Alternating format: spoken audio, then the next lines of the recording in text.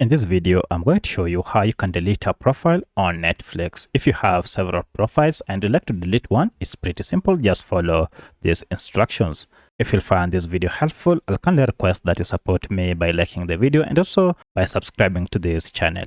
Alright, so the first thing you need to do is to go over to your profile icon on your Netflix account, and from this, look for this option called Manage Profiles. Now, if you click on it, you will be taken to this Profiles tab, or if you can't see it, you can just go to Profiles here, and down under Profile Settings, you should be able to see a list of all the profiles that you currently have.